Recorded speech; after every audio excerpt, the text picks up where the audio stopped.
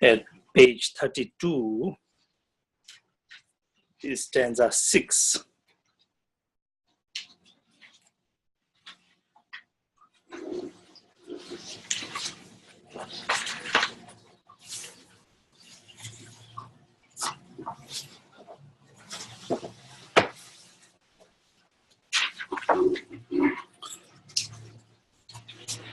Last week, we discussed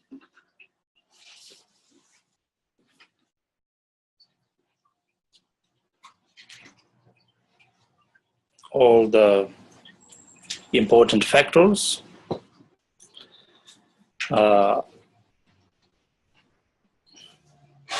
regarding these teachings. I hope you paid some attention. So today we are on this first chapter. We are on the main body of the text.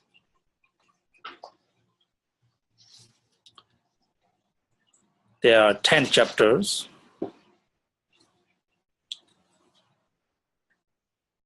So the first chapter here,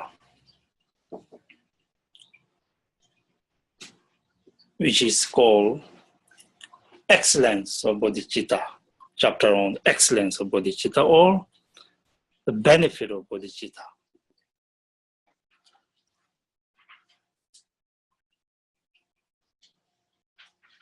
Anything we want to have, we first, of course, have to have some kind of interest to that thing.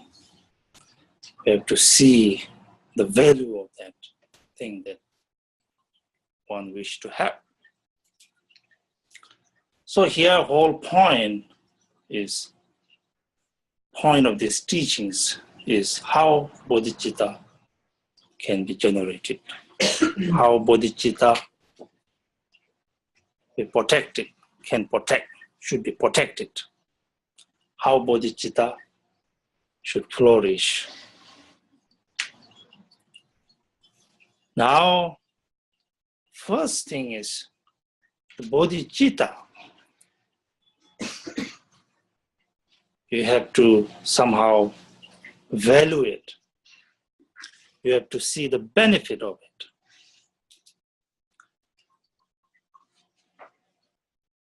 So knowing the great benefit of bodhicitta, the excellence of bodhicitta, so that you will have the interest to generate bodhicitta.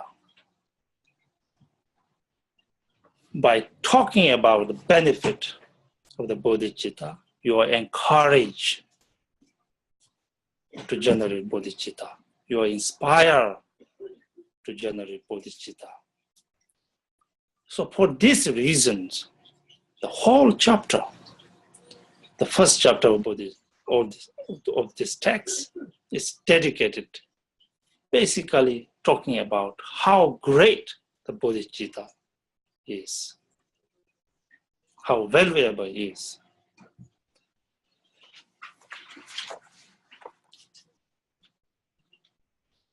Now, in order to talk about how great bodhicitta is, according to Patu Rinpoche, here is the outline. The whole chapter, the first chapter, the whole chapter is divided into main two outlines.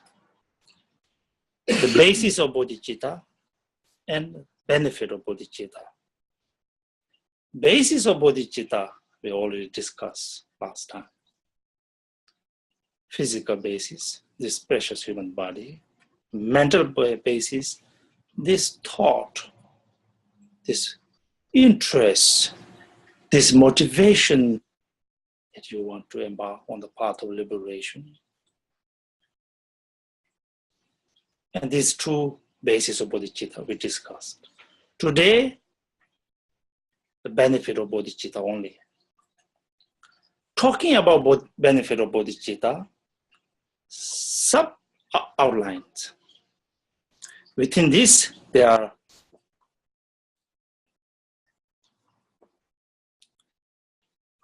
three subcategories. Okay? How Shantideva presents to us the benefit of bodhicitta. He first talks about the general benefit of bodhicitta in detail. Second, he talks about the individual benefit of two bodhicittas that we will be discussing. Third, he talks about the greatness of a person who has bodhicitta. In these three main outlines, Shantideva presents to us how great bodhicitta is. Now, first, general benefit of bodhicitta.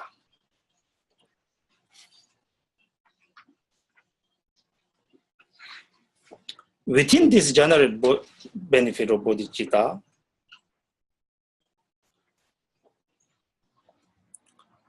three subcategories. First, bodhicitta is superior to all other virtues, which is very important. Second, once person is generated bodhicitta, the person's name changes, status changes.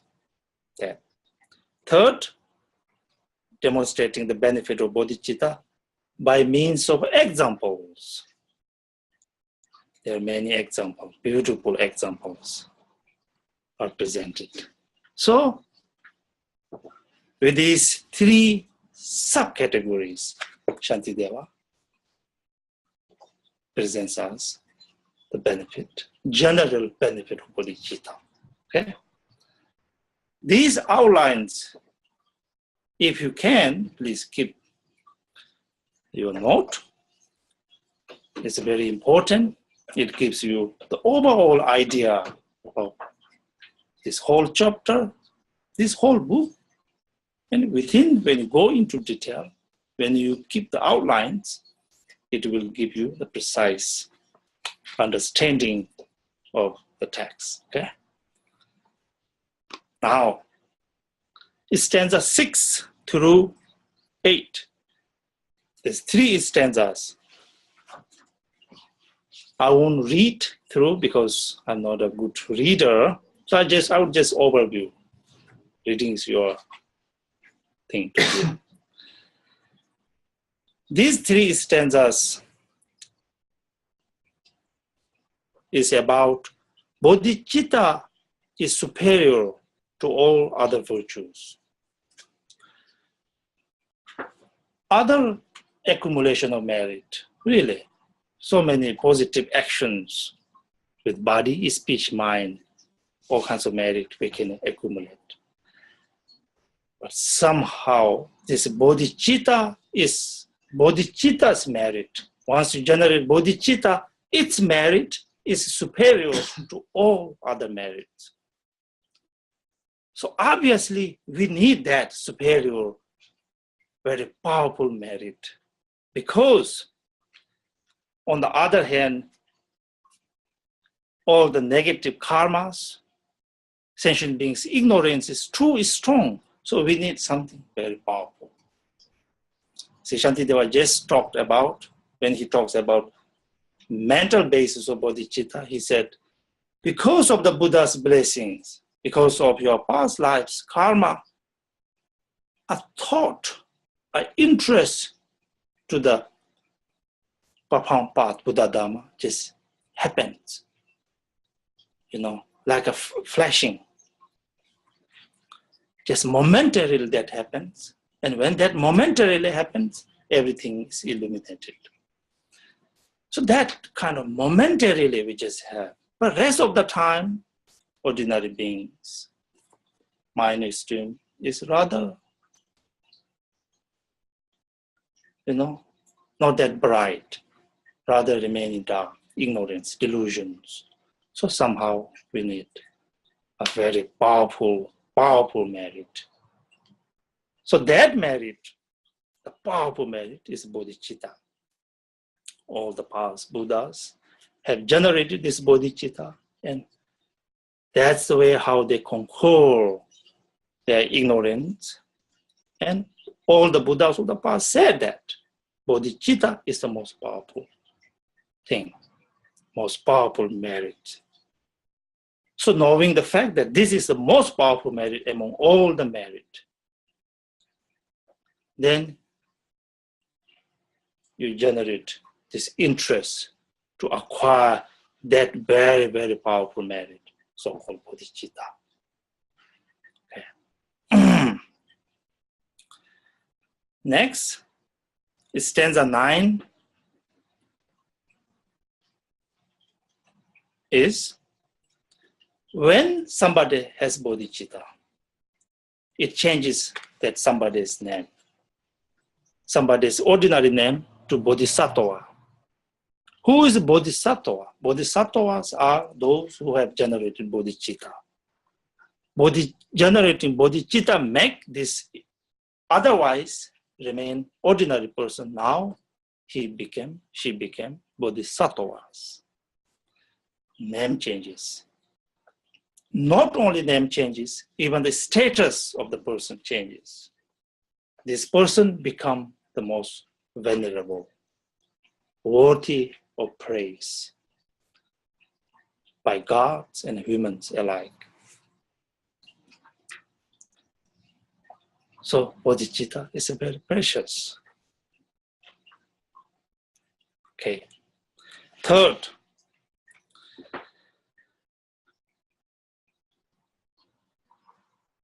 has many subcategories, demonstrating the benefit of bodhicitta by means of examples. Somehow we need some kind of example to know. Through example, then we kind of understand the value of the bodhicitta, the preciousness of the bodhicitta. So here, Shantideva gives us all kinds of examples in order to know the greatness of the bodhicitta, the benefit of bodhicitta.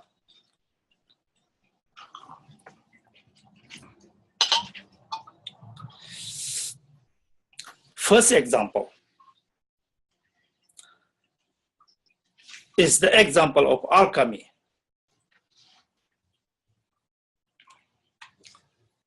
Alchemy,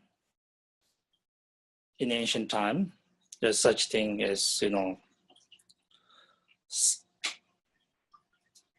a special substance which can turn everything into gold upon touching. So that not only, actually Nagarjuna is said to be an alchemist. He used to make those substances and then transform ordinary substance, irons, everything into gold. So here Shantideva says, bodhicitta is like an alchemist. What it does is, otherwise our body, our mind, body remain ordinary, mind remain ordinary. When we want to generate bodhicitta, this alchemy, this elixirs, duty, which turns everything into precious. When generate bodhicitta, your body become bodhisattva's body, precious body, great being's body. Your mind changes into wonderful bodhicitta mind, wonderful bodhisattva, this jewel mind, wonderful mind. his mind of supreme compassion, mind of supreme love, mind of supreme wisdom. Everything happens when bodhicitta, like the alchemy, when it touches our ordinary mind and our ordinary body. Alchemy, beautiful example, right? Second, the example of jewel, precious jewel. The value of the bodhicitta, how it's like to be. We know the precious jewel are precious. If we have it, it's worth a lot of money, I guess. If you put it on your neck, you look beautiful. All these things, so on and so forth, right? It's like the jewel, most precious jewel, bodhicitta is, really. It's a very valuable thing. With this, you can accomplish so many things. Obviously, how the bodhisattvas become a great being has to do with bodhicitta. That which makes them very valuable, wonderful supreme being. So it's like a jewel. Third example, bodhicitta is like a fruit-bearing, wish-fulfilling tree.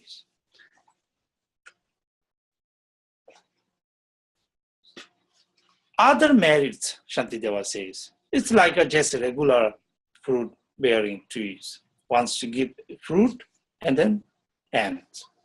Bodhicitta is like wish-fulfilling trees.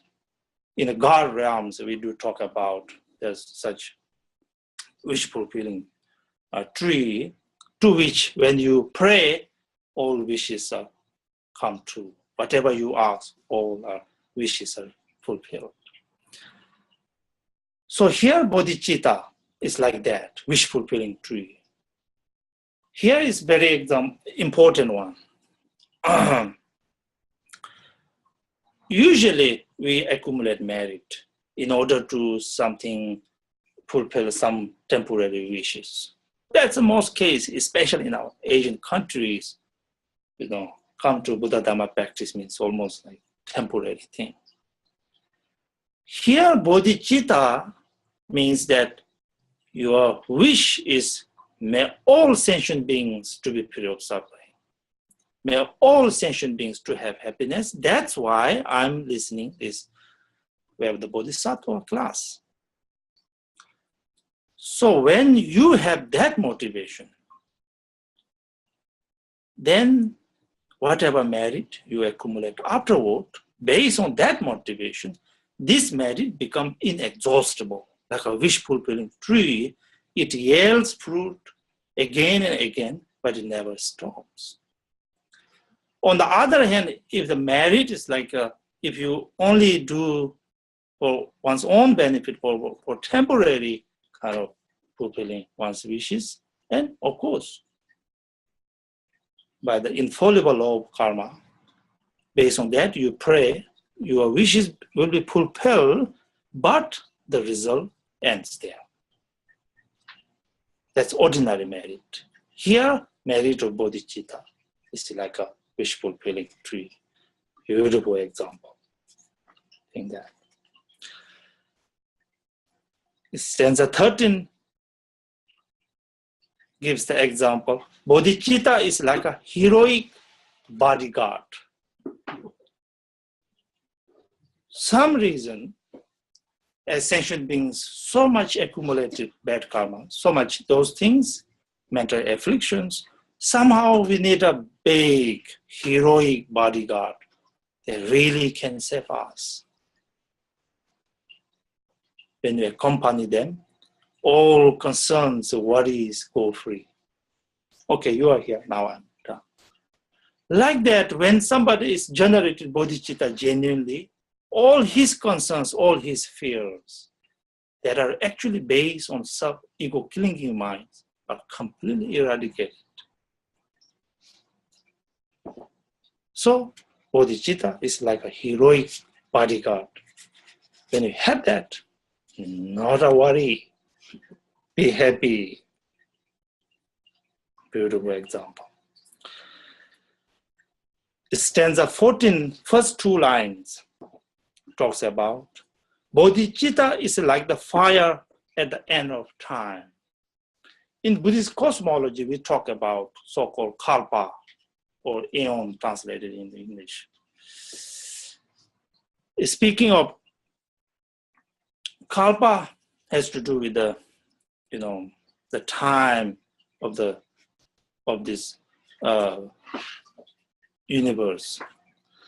So here we talk about in the Buddhist cosmology, the kalpa of formation, how the universe came into existence.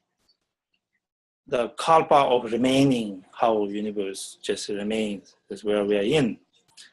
It talks about the kalpa, the aeons of destructions, how finally dissolve. And kalpa of empty, remain empty. So in the kalpa of destructions, the four elements, the destruction talks about. So in that four elements, fire elements comes and basically wipe out everything. So here, Shantideva says, bodhicitta is like a fire at the end of kalpa and end of aeon, one aeon time, which destroys everything. Here, what destroys? Destroys all our affective emotions, destroys all our delusions, destroy all the negative karmas that one have accumulated in infinite lifetimes. All are destroyed once bodhicitta is generated. Such a good example, very powerful example, like the fire at the end of a kalpa. So beautiful example. Next two lines in stanza 14. Its benefits are thus unbounded, as the wise and loving Lord explained to Sudana. Norzangi Shibindo, Norzangi Shibindo. In that sutra, here Shantideva is now not only talking, giving himself the example, but he brings the quotations of the Buddha. Buddha talked about in the sutra,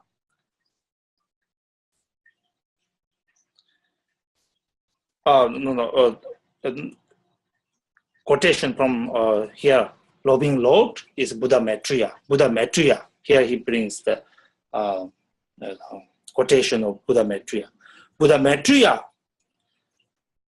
when explained to Sudana, Norzang, he gives this kind of example. In that sutra, it talks about bodhicitta is like a seed, Buddha Maitreya said to Junu Norzang. Seed that which give rise to many things. All the positive qualities, Bodhisattvas really dedicating whole their life and work so hard for the benefit of beings. Accumulate so much merit. Why? Because of this bodhicitta. Attain enlightenment. Why? Because of this bodhicitta. So, bodhicitta is like a seed, Buddha Maitreya said to Sudana, Junu Norzang. Buddha Maitreya said, bodhicitta is like a field in which everything grows, like a field. Yes, where there is bodhicitta, everything grows. All the enlightened qualities, everything grows. And he said also, last example, here I'm quoting you, bodhicitta is like earth which holds everything, everything, all the enlightened qualities, all the qualities of a practitioners, why he or she is engaging so much virtuous activity, really is not something that he or she wants to be look like a good person, but it's from her and his genuine heart, Because there is bodhicitta, so there is so much effort. So much wonderful things happen. It's like everything. It holds everything. It's basically basis of everything. It's like a earth. So like that, all the different examples Buddha Maitreya gave to Sudana, in this sutra, it is said that there are 230 examples Buddha Maitreya gave. Basically, all talking about benefit of bodhicitta through example. Okay, that. Now we have become to the second subcategory. That is benefit of individual benefit of true bodhicittas. Bodhicitta in intention and bodhicitta in bodhicitta, active bodhicitta. Here translated as active bodhicitta, but I must let you know, most of the time it translated as bodhicitta of intention and bodhicitta of application, right? Translate like that. So next stanza, two stanzas, is basically distinguishing the two. What are the two bodhicittas here? First, two bodhicittas here translated as bodhicitta in intention and an active bodhicitta. This basically has to do with a simple motivation, and then based on that motivation, you do something. That's very much.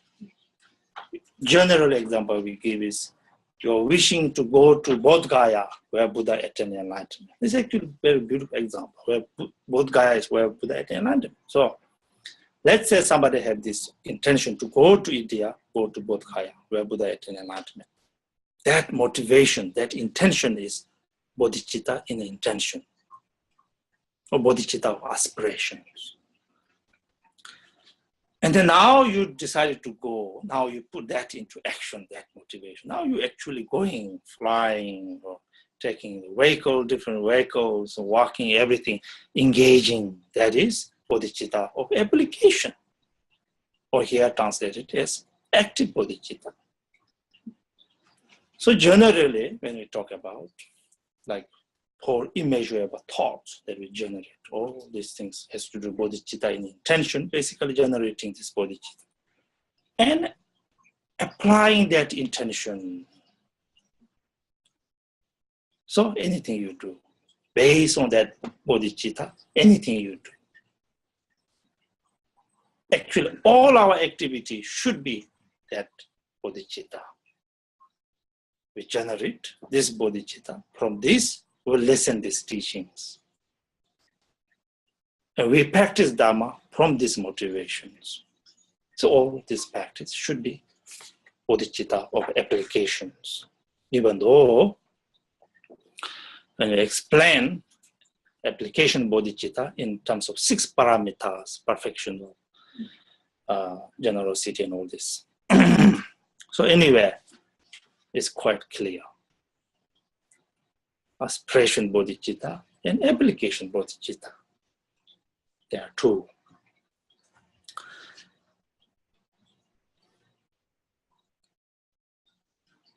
Now, from this, from stanza 17 through stanza 19, talks about the benefit of bodhicitta, basically in general. Here says that, yes, bodhicitta is very precious. If, when somebody has a good heart, do good things, if this person are worth of praise, if we compliment these people, And of course, bodhicitta is way more profound than that. So it's a very powerful. Not only that, once you generated bodhicitta, actually, in our tradition, we also do so-called bodhisattva ceremony. Bodhisattva vow ceremony that I usually, time to time I do. So that kind of symbolize you are kind of officially, kind of engage into the bodhisattva's vow or receive the bodhisattva's vow, so like that. So anyway, when you come to practice, sit here, go through the practice, first taking refuge, second generating bodhicitta, it all basically same thing. So here, what Shantideva is saying is that once you have generated this bodhicitta, see, from that moment on, then everything you do, even if you sleep, if you walk around, all become virtuous activity. Like that, bodhicitta is so precious. When you generate this bodhicitta, let's say receiving this bodhisattva vow, and you are making formal commitment in the presence of teacher, in the presence of all Buddhas and Bodhisattvas, from this moment on, until I reach enlightenment, may my body, speech, mind always be in the service of others. All the time, all the time. So when you make such commitment, here after this, Shantideva will talk about, he says so much patience he has, when somebody said to him mean things, he doesn't mind because he has already dedicated his body, speech, mind for the benefit of all things. It's not him, there's no I is there. There's no my is there. There's no me. Where there's no me, no I, simply have dedicated for the service of all other beings. Nobody upsets him, I guess. And here's Shantideva is saying, since then, once you dedicated, you're formally dedicated. Once you be able to generate bodhicitta, that's how it happens.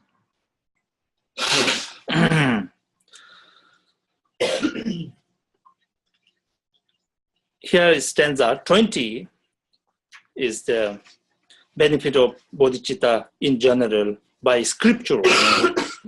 Shantideva, again, like last time, he brings quotation again.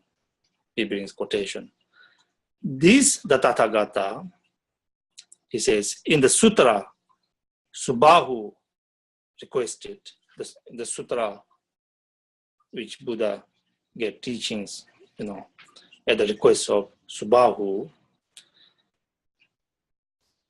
said all kinds of example and benefit of the bodhicitta, said with reason and argument for those inclined to lesser path. So what here in the sutra that Buddha gave at the request of Subbahu, here in this case, Buddha said bodhicitta is very precious in this sutra. Why? Because the object is all sentient beings. We're not talking about generating some kind of good motivation in order to bring benefit to some selected, one's own friend or parents or spouse, but infinite sentient beings. That's why bodhicitta is precious. Bodhicitta is precious because what its motivation has to do is removing all the sufferings of all sentient beings. See, bodhicitta is, may all sentient beings be free of suffering and cause of suffering. Sufferings of sentient beings, infinite. Cause of suffering, infinite. Bodhicitta's motivation, bodhisattva's work is in that motivation that motivation for removing all sentient beings from infinite suffering, infinite cause of suffering. Therefore, bodhicitta is most supreme motivation. Again, bodhicitta is most supreme motivation because what bodhicitta tried to achieve is infinite qualities of the Buddhas, the infinite compassion, infinite loving kindness, infinite wisdom. What it strives to attain is infinite, objective. The goal is infinite. So therefore, bodhicitta is most supreme, most precious, most profound. So that's what Buddha said. Okay.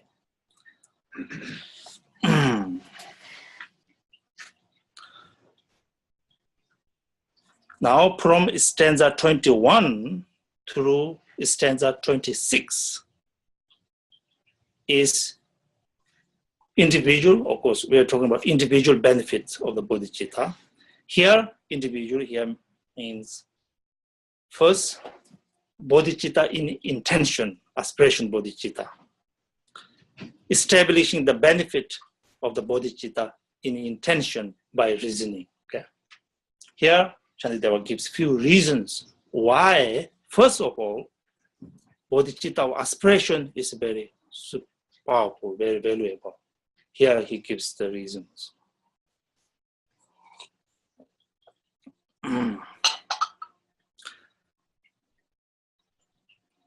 If somebody wishes when somebody has some kind of sickness or pain in their head, if that person wish that individual who is being sick to be free of that sickness, particular sickness, right? To be free of that particular sickness, that this person is a great, we call a good person, good heart. He or she truly wishes this person to be free of that particular suffering. If that is, then what would you say about bodhisattvas, bodhicitta itself, wishing all sentient beings to be free of every suffering and cause of suffering? We're talking about very big here. So, by reasoning in his logic, bodhicitta must be supreme than any other good heart, because it is so, it's objective, it's so vast. And Shantideva says, these kind of motivations, even our parents, even the rishis, even the Brahmas did not have such motivations. Why? Here's the one. Of course, our beloved ones, our loved ones, our parents, let's say, wish us to be wonderful, to have lots of happiness, to be free of suffering. Wonderful wish. Our parents wish. But do they ever wish us to be completely free from all suffering and cause of suffering? Our parents simply do not know that, all others. Do our parents wish us to be completely, attaining the perfect enlightenment where there's even name of suffering do not exist? No, they do not know. With their good heart, loving heart, they wish us, whenever we have temporary suffering, they wish us to be free of that suffering. They wish us to have happiness or whatever we are wishing for, that has to do with very temporary, isn't it? Here, bodhicitta, when we are talking about very vast. It's beyond any ordinary good thoughts.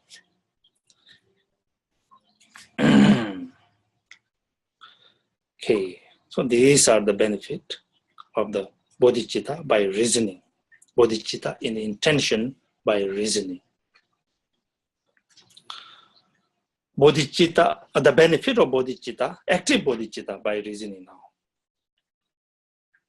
Bodhicitta application also very supreme.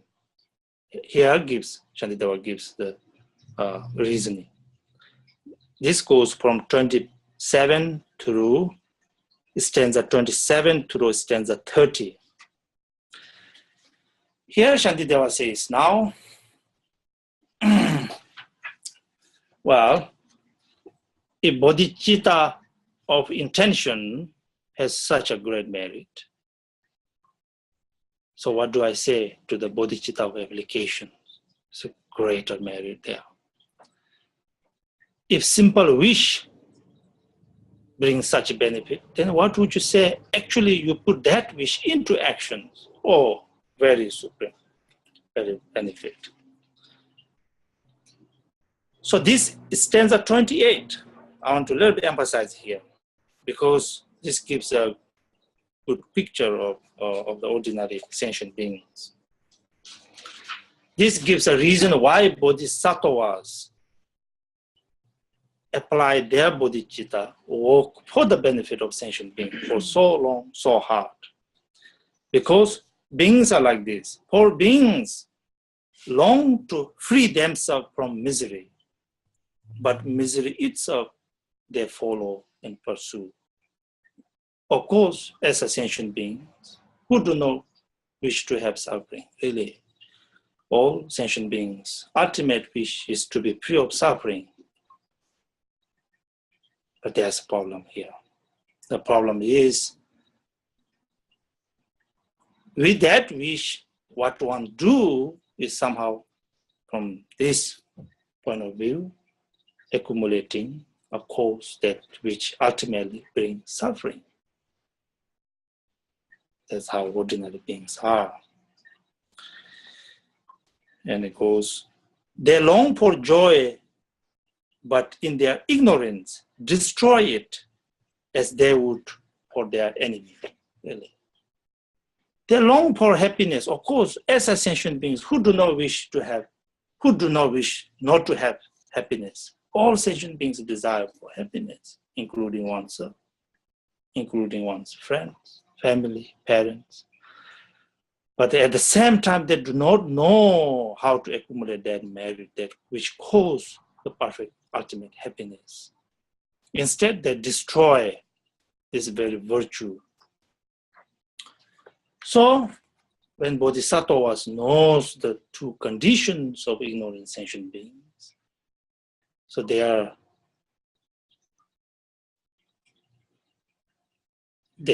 determine in their mind, okay, that's the situation now.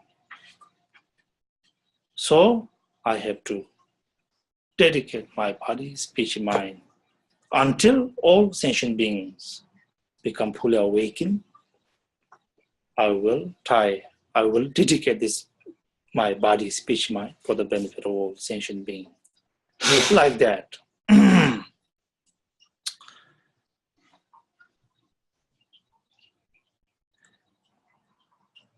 Because in order to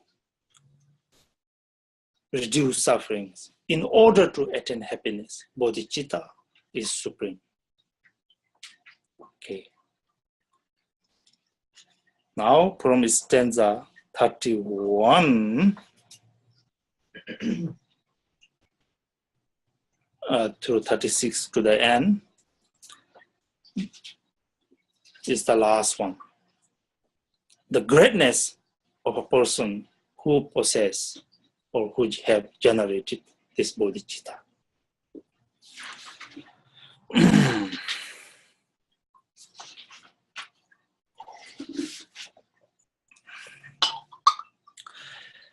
Here, when you think about how bodhisattvas benefit other beings, it is just unbelievable.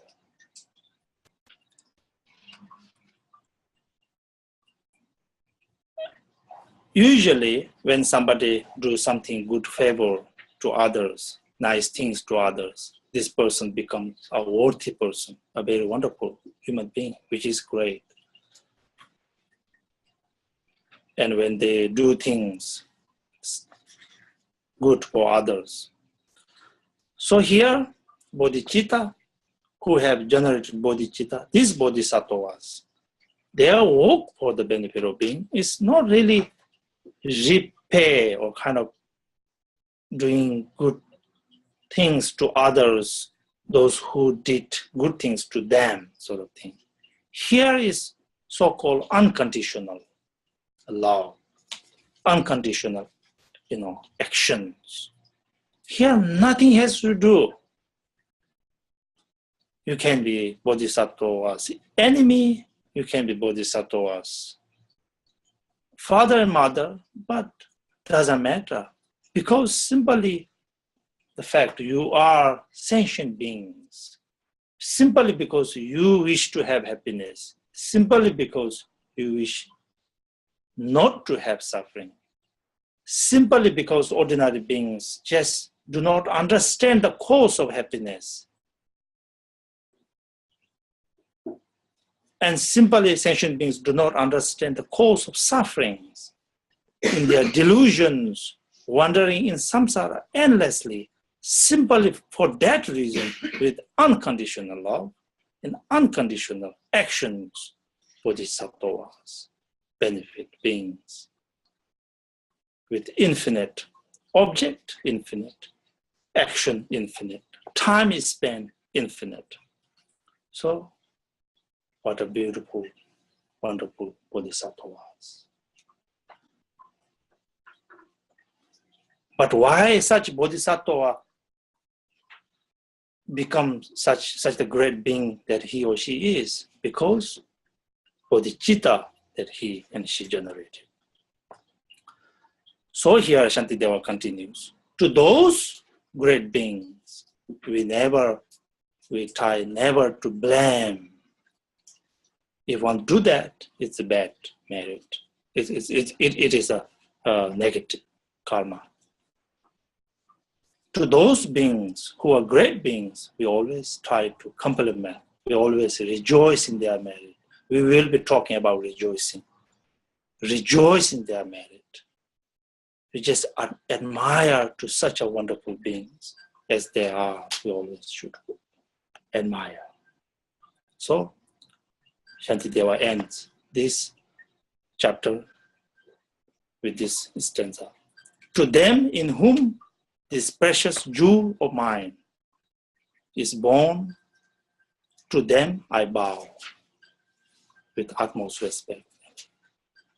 To them I go for refuge, to those spring of happiness who bring their every enemies to perfect bliss. Basically, those who have generated bodhicitta, Shantideva, go for refuge and praise.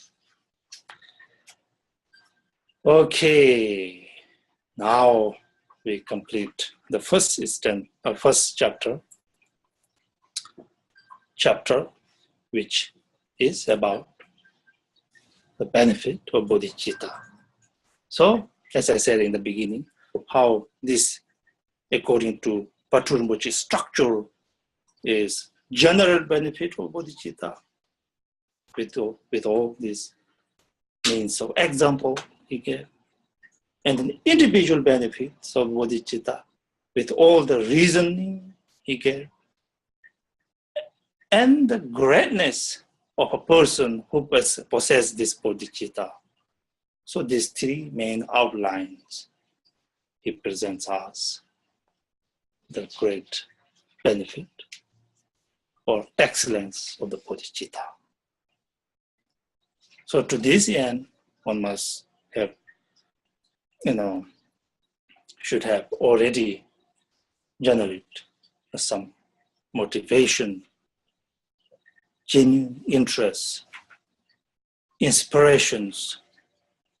Now knowing the fact that bodhicitta is such a thing, the greatest aspirations that as a human being, really, we can generate it. This is it. Buddhas of the past generated this and became Buddha. Becoming Buddha means they simply fulfill their aspirations. Future Buddha, where future Buddha comes, future Buddha will come with these motivations. The motivation that which basically wishes all sentient beings to be free of suffering, and cause of suffering, to have happiness and cause of happiness. May all sentient beings become awakened. May all sentient beings. This bodhicitta is the beginning of the future Buddha. With this bodhicitta, we then start on the path of liberation. And with this bodhicitta, we work so hard, with so much joy. Here, hard, I don't mean hard thing that we any meaning of the word. With so much joy, because the very cause of suffering, the selfishness, the me and I thing. As I said, when Shantideva said, when people say mean things to me, I don't mind. Absolutely, I don't mind, because I have dedicated my body and speech and mind for the benefit of all sentient beings. You imagine, there's no cause of suffering, no cause of sorrows, worries, fears. Because of that, with bodhicitta, joyfully we walk on the path of liberation. And attaining enlightenment means simply you are fulfilling that aspiration. And that is the beautiful path. Where that path began, where that enlightenment first began, according to Shantideva, first you have to know the benefit of the bodhicitta, the value of the bodhicitta. So he talked about this first chapter. Okay.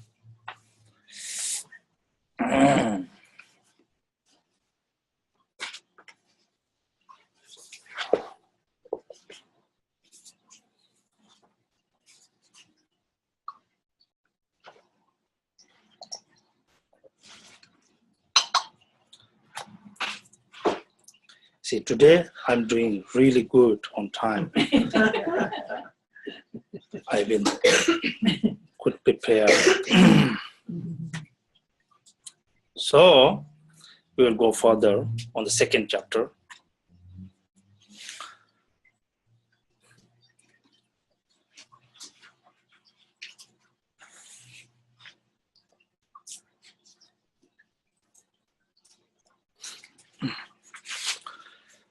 Second chapter, confession. Chapter 1, confession. Third chapter is taking hold of bodhicitta, right? So these three chapters at the beginning, what we said,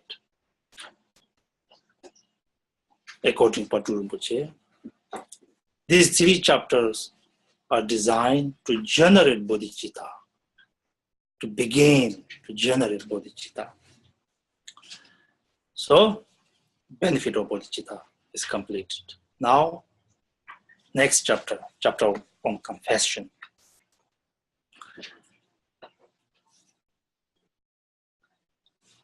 This first chapter and second chapter, this second chapter and third chapters are very much linked together, because bodhicitta, the cause of bodhicitta is explained here. So before this begin, let me first give you overview of the chapter, so that, in fact, the both chapter, next two coming chapter, so that it's easy for us. Now we are here, we know the value of the bodhicitta. Now we really wish to generate that bodhicitta. Now the question is how? How can we generate that supreme motivations? How can we do that? Here Shantideva gives the cause for that. That cause for that wonderful supreme motivation is practice of seven branch. Here, in this case, 8 branches actually. 8 branch practices are the cause with which you can generate bodhicitta. Well,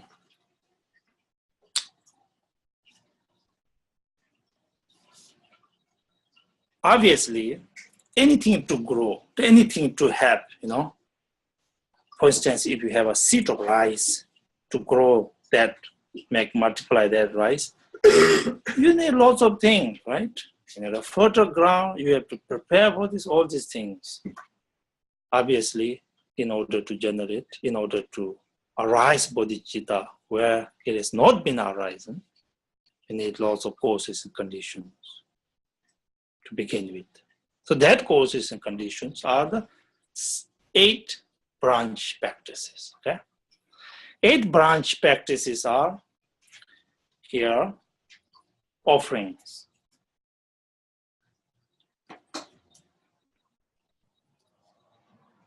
paying homage, taking refuge, confessions, rejoicing the merits, requesting to turn the wheel of Dharma, requesting to all the great Buddhas, Bodhisattva to remain forever, dedication of the merit, 7.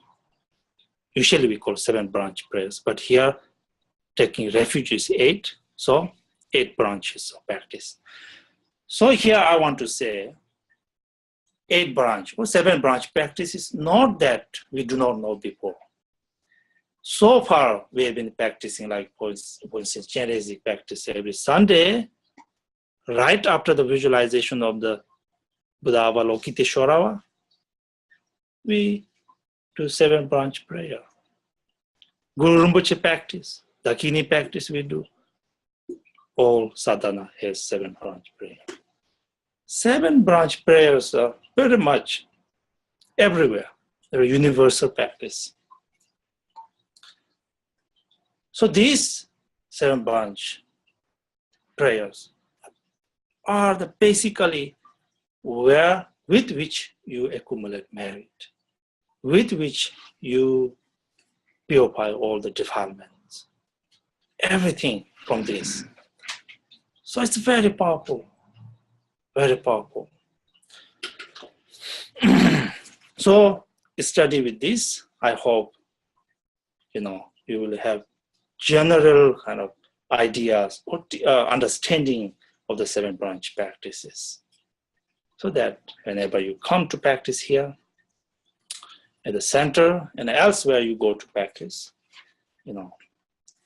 understanding of 7 branch, or here in this case 8 branch practice is very important.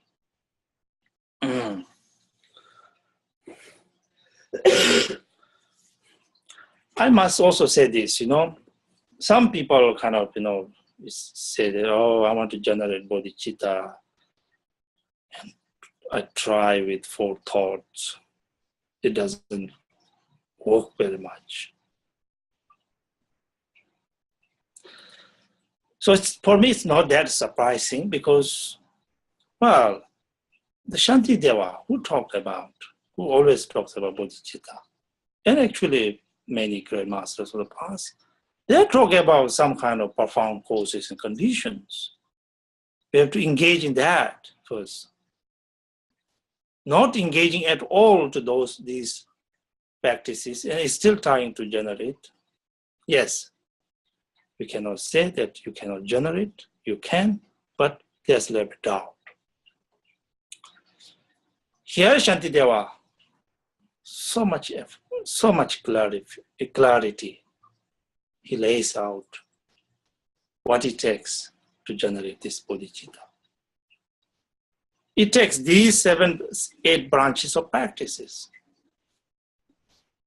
So in Buddhism, we have a saying that if all the causes and conditions are gathered, even if you try to stop that, you cannot stop.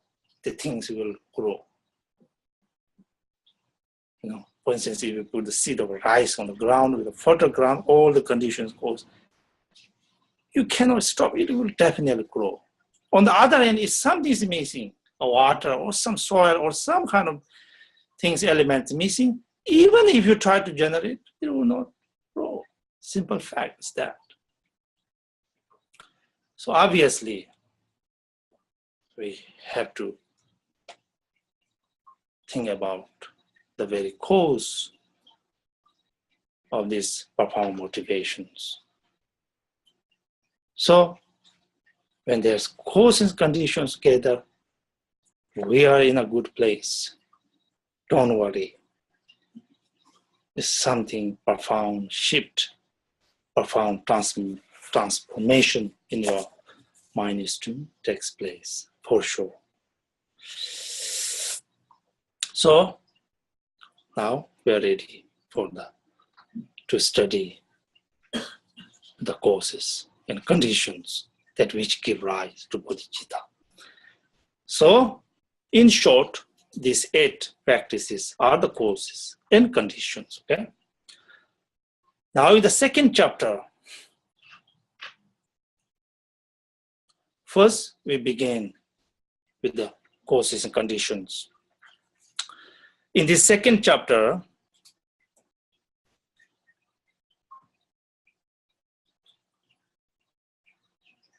what covers is offering, one cause, offering and paying homage, prostration, second. Third, taking refuge. Fourth, confession. These 4 branch practices will be covered by this second chapter. And then the rest will continue on the third chapter. And then right after these 8 branch practices, then Shantideva gives the actual generation of bodhicitta. So I should say, in some terms, this actually, where the Bodhisattva has been translated many times in Tibet, from Sanskrit to Tibetan language. Some of the older translations in the 8th century, the great translator called Kawapatsek, his translation, they said, he only put 9 chapters instead of 10 chapters because he combined this second chapter and third chapter together. The reason is pretty clear. The 7 branch prayer here, when we talk about, we kind of divide that 7 branch practice in 2 chapters. So put in 1 chapter next, in some way, sense. So some translations, only 9 chapters. Okay, anyway, in this chapter, second chapter, 4 outlines, right? 4 categories. Okay. First, now, is offering.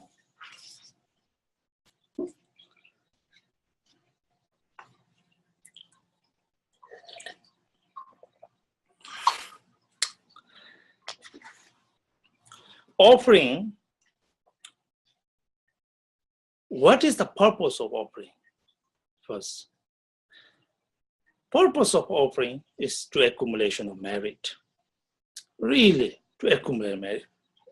Offering is the way to go. And its direct antidote is miserliness. We have somehow from attachment, we have this ego, basically clinging mind that we do not let go of things. We want to hold on to them, this mind, so-called miserliness. So direct antidote for that, basically to let go, to open our mind, so to speak.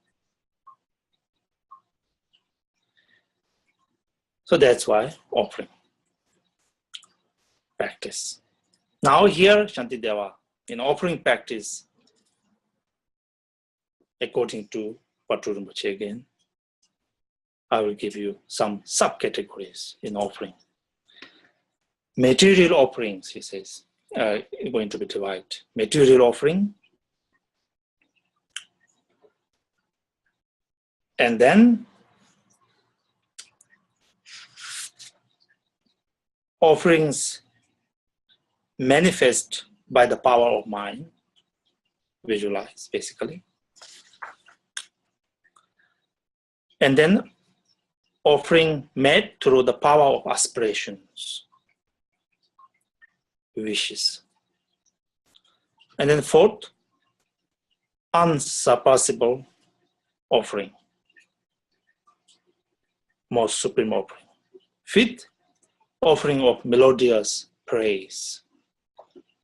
So there are, in this offering section, first branch of the practice, 5 sections, okay? 5 sections. Now first, material offerings.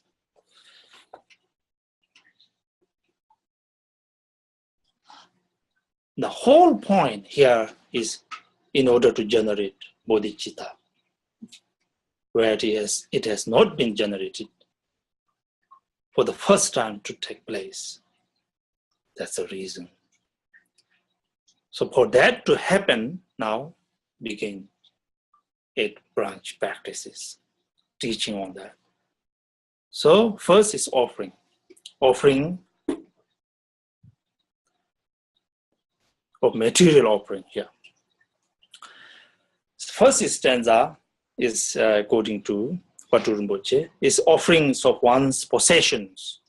That is like whatever offering, actually offering real, terms, your own belongings, you make offering to Buddhas, Bodhisattvas. That is, we call offering of one's own possessions, whatever that may be, like on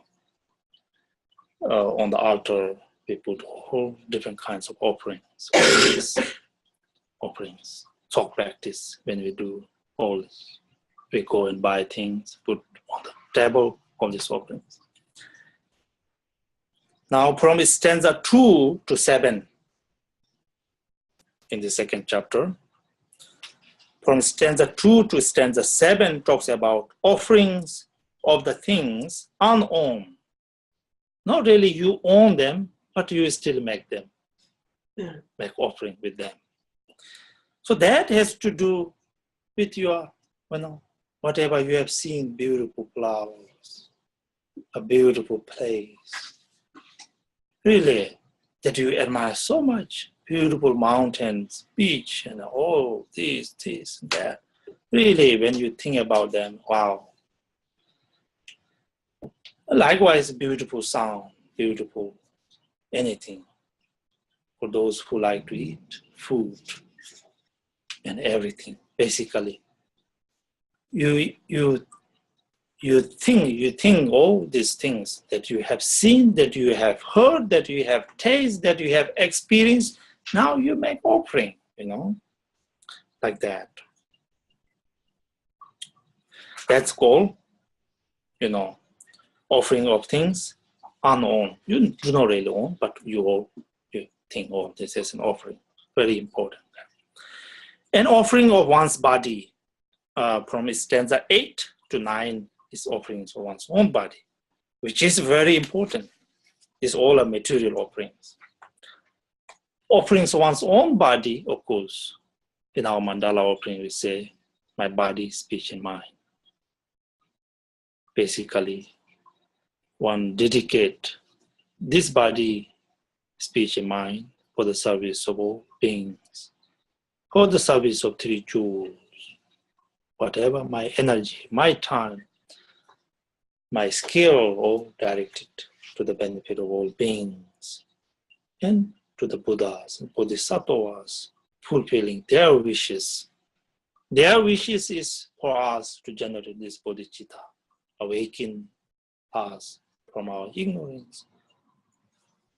So we are dedicating our whole existence, making offerings to the Buddhas, Bodhisattvas.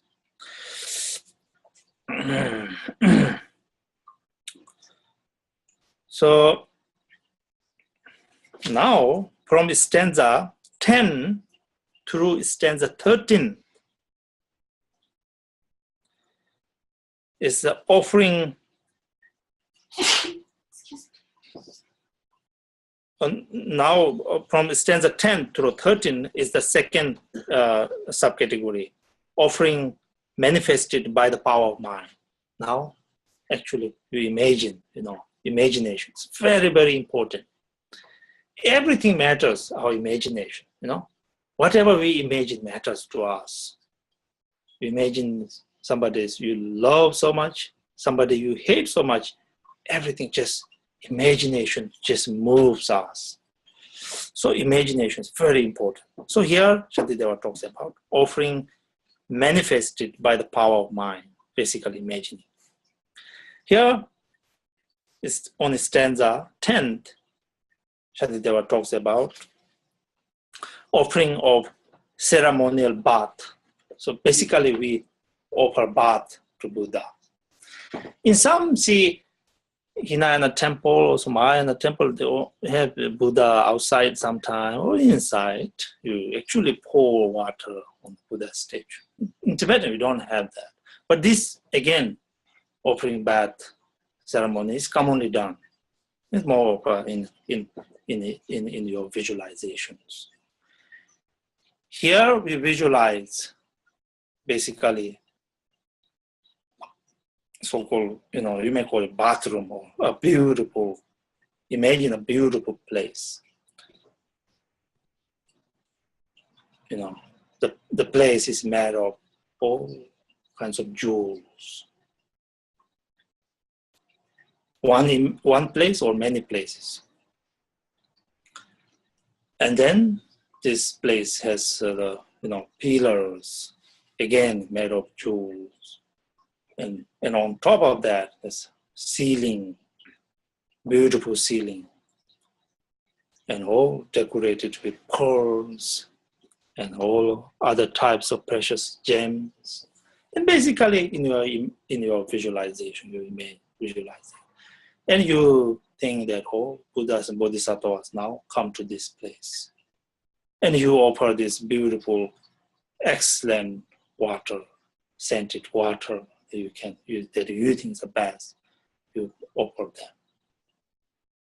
It is not that Buddha's Bodhisattva needs to be some kind of thing to wash, but one's own mind to defilements, to wash. You imagine like that. Likewise, you imagine like a beautiful towel, scented perfume, beautiful towel that wipe out Buddha's Bodhisattva's body. Imagine like you offer Buddha's robe, Actually, one of my friends in Bodh Gaya, beautiful statue of the Buddha. You can actually offer to the robes of the Buddha in Bodh Gaya. One day he offered, it takes some effort to do that, but that's wonderful. Anyway, here you imagine that now you offer Buddha's this clothing, Buddha's robes. Likewise, in a more of a Sambhogakaya form, like all the ornaments, all the silks that Buddha's wearing, like Avalokiteshvara and Guru Rinpoche, you think that you're offering these things. Beautiful practice, basically. So, imagining like that, visualizing like that, it matters. Okay. Then stanza 14 through 19 is all other offerings you are visualizing. You visualize all these now, your fragrance, perfumes, you're making offerings to the Buddhas. Whatever perfume you like the most. Flowers, most, may thinking that whole universe is filled with flowers. Incense, beautiful incense. Lamp, you offer. Likewise, you imagine a beautiful home, if that's what you like the most, or you spend, especially if you spend your fortune, pretty much all your life, that you spend money for that house to own, make that house as an offering. You imagine the beautiful house. Whatever you think is the best, you can imagine. Likewise, you think about precious parasols that like a umbrella, right? Adorned with golden shaft and all the precious jewels, all these things. We make offering to Buddhas. So this all in imaginations. Beautiful. Shantideva says, Shantideva actually, was very much like yogi type, who did not own anything, from one place to the next, simply practicing. So obviously, to those people, actual own sort of, things, of course, do not have. At the same time, everything matters is your mind. So beautifully imagining. Even though you have seen so many beautiful things, flowers, place, you imagine, oh, this is an offering.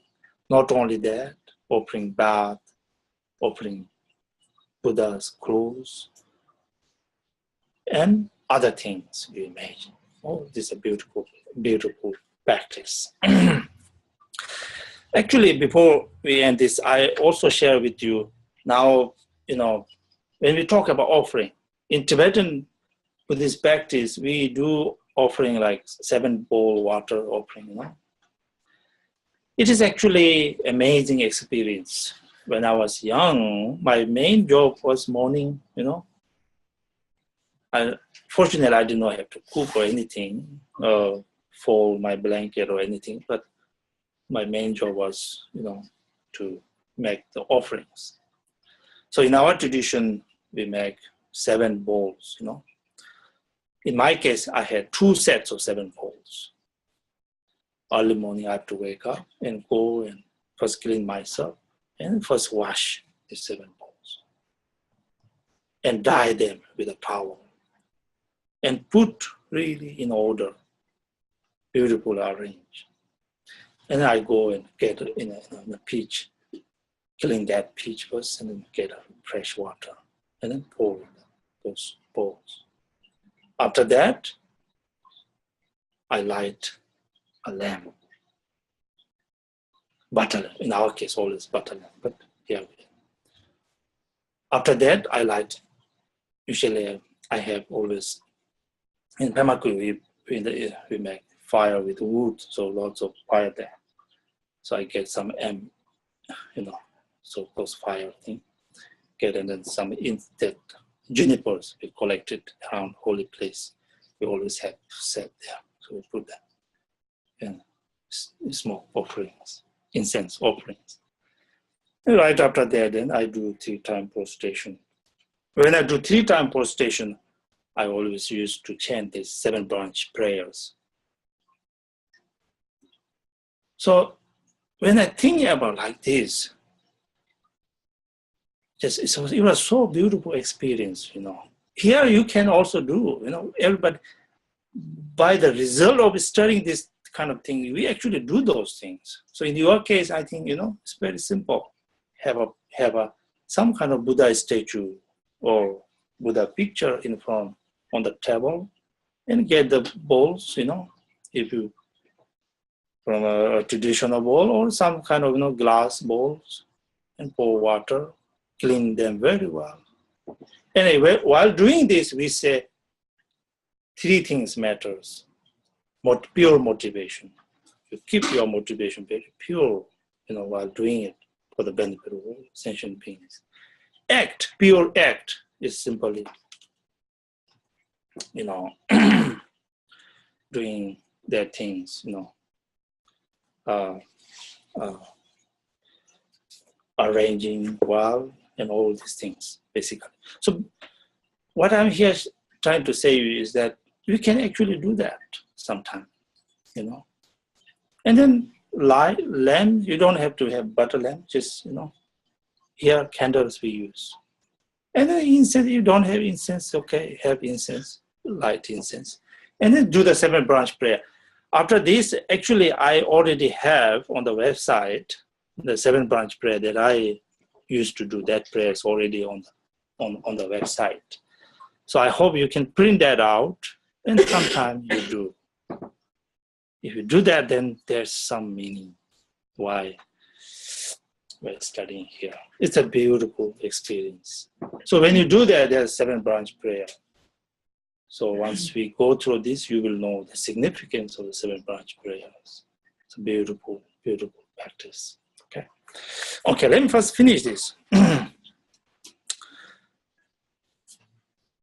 Stanza 22 is unsurpassable offering, supreme offering. This has to do with, we call like Kuntu Zampo's offering. You see, some texts we say Kuntu Zampo's offerings. That has to do with Buddha Bodhisattva Kuntu Zampo. In the text, it says is that Kuntu Zampo, from his heart, multi-color light generate and reach to Buddha fields, Bodhisattva spirit places. And from that, all kinds of offerings, to the Buddhas, Bodhisattvas. Now multiplies the offerings. From each end of the multicolor radiating from his heart, from on top of each multicolor, there's again each Kuntu Zampo, Bodhisattva Kuntu Zampo. And from that, each Kuntu Zampo, again, multicolor rays of light radiate to reach out to all Buddhas and Bodhisattvas, pure lands. From each top of those things, again, all kinds of offerings. So come to the kind of infinite rays of light, infinite Kuntu Zampo, infinite offerings. So that's why we call Kuntu Zampo treating Samanthabhadra's clouds of offerings, infinite Samanthabhadra's clouds of offerings, no one else. So these are called unsurpassable offering, basically like that. And then stanza 23, the last one. Stanza 23 is offering, actually we forgot one thing here. Stanza 20, I forgot to say things here. Stanza 20 is offering made through the power of aspirations. Okay? Here, offering made through the power of your aspirations. These are beautiful aspirations, your wishes. You think that all these, melodious sounds, all kinds of praise to Buddhas, Bodhisattvas, just made them all appear. All these sounds of praise to Buddhas and Bodhisattvas. May the rains of flowers and every precious gems fall down in an unceasing stream to the Buddha jewel, Dhamma jewel, Sangha jewel, all the Buddha's representatives. You are making aspiration, basically. May all these wonderful sounds praising to Buddhas always arise and always abide, constantly, always there, be all the time. All these flowers arise and shower down with all the representatives of the Buddhas, like Buddha statues, like sacred volumes, like, stupas, and all the precious gems also, multiply, manifest, arise. May there be always offerings where there are these great beings, may there be offerings. You are making aspiration, beautiful aspiration. This is called Malam Topchi Chopa, which means make offering made through the power of your aspiration, making wishes. Okay? Very important aspirations. At the end, what it matters is your aspirations. You're making a beautiful aspirations. In our Chinese practice, we say, with my good thought and good words, all that matters. I skip that. Okay. Stanza 23 is melodious, offering of melodious praise. That has to do with just offering, You offer to the Buddhas, Bodhisattvas, basically praise Buddhas. In detail, we talk about major and minor marks of the Buddha's body, 60 aspects of Buddha's speech, and infinite compassion, wisdom, and loving of Buddha's mind. So that way, you basically praise. So you know, basically knowing about bodhicitta, you will have a sense of what actually is there, kind of. Buddha's body, speech, mind are so beautiful, so immaculate, so precious, so sublime. With that, you simply generate this admiration, really. With that strong admiration, so-called faith in Buddhism, that admiration, that actually you have become kind of very emotional at the same time, so much admirations. With that, you make offerings, like a bath offerings, all these offerings in imagination, all these offerings with aspirations, all these unsurpassable offerings, you're just making all these beautiful things to do. So these are the offerings. Now I will end here. So see, philosophically speaking, see, why an offering makes a difference. Offering is something that you not holding on to things, but just offering, giving up, offering to Buddhas. With that, one kind of opens up our mind. One kind of opens up. With that sense, we kind of lose the sense of this I, this me, my, big thing, self-centeredness. With this, by the merit of this offering, then we kind of mind open up. With that open mind, spacious mind, then bodhicitta, or this compassion, loving kindness, genuinely wishing for the benefit of all sentient beings, simply arise. That's a fact. So offering is, of course, very, very important. So I hope you remember these. In terms of making offerings, we talk about material offerings, including your body, and offering manifested by the power of your mind, imagining, visualizing, offering made through the power of your aspirations, aspiring with aspirations, you make offering, unsurpassable offering, Kuntu offering, and offerings of melodious praise. So these are the ways, many different ways of making offerings, all beautiful, all goals of bodhicitta, genuine bodhicitta to arise. Okay, thank you.